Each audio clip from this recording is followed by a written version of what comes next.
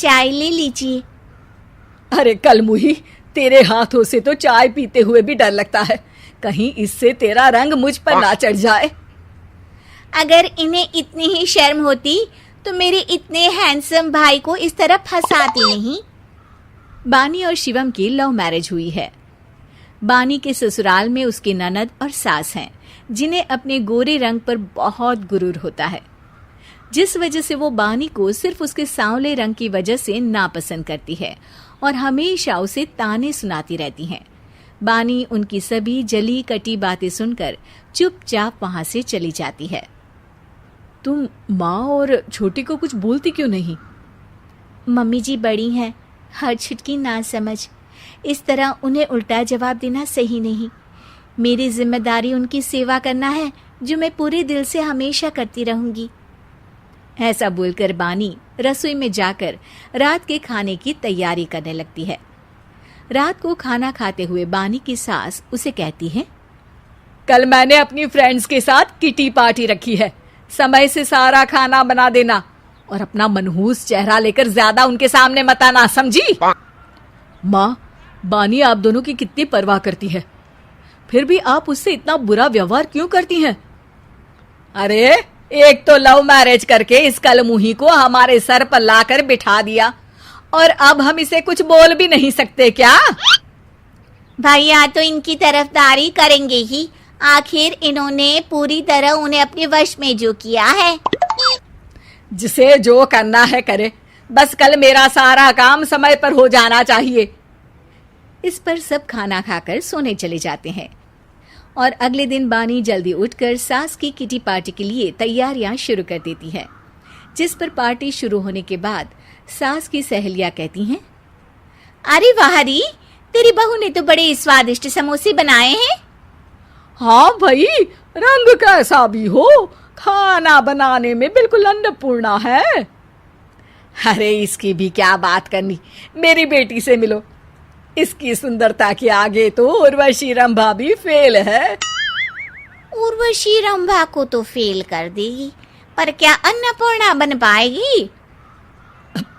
अरे इसे काम करने की क्या जरूरत, उसके लिए बानी है तो, और मैं तो इसकी शादी भी किसी नौकर चाकर वाले घर में ही करूंगी।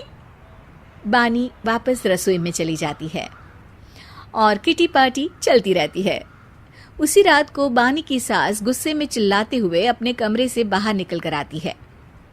हाय रे, चोरी हो गई, मेरे पैसे, पक्का पक्का इस कलमुही की वजह से हुआ है ये सब। अरे क्या हुआ माँ, कौन सा आसमान टूट गया? अरे आसमान तो उसी दिन टूट गया था जब तू इस कलमुही से शादी करके इसे घर में ले आया था। खुद तो आई ही, अपने साथ साथ मनहूसियत का काला साया भी मेरे घर ले आई। अरे हुआ क्या माँ? अरे मेरी तिजोरी में रखे पैसे कहीं गायब हो गए, सुबह ही देखा, अरे यहीं रखे थे। क्या आप मुझ पर चोरी का इल्जाम लगा रही हैं? अरे काली बिल्ली पर भी क्या कोई मनहूसियत का इल्जाम लगाता है? ऐसा बोलकर बानी की सास वहां से चली जाती है, जिसके बाद शिवम और बानी बात करने लगते हैं। देखो, मम्मी की बात का बुरा मत मानना, वो बस परेशान है ना, इसलिए कुछ भी बोल गई। वो परेशान नहीं, मुझसे नफरत की वजह से ऐसा बोलकर गई हैं। उन्हें मैं हमेशा एक आंख नहीं सुहाती।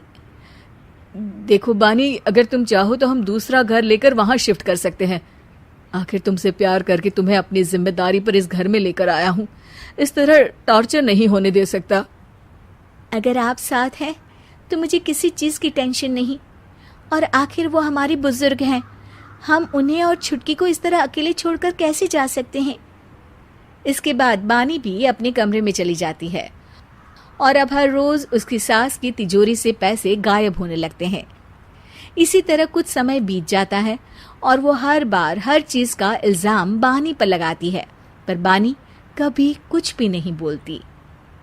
कलमुही नास पीटी, बहू को घर की लक्ष्मी बोलते हैं, ये तो पनौती बनकर आई है, पनौती।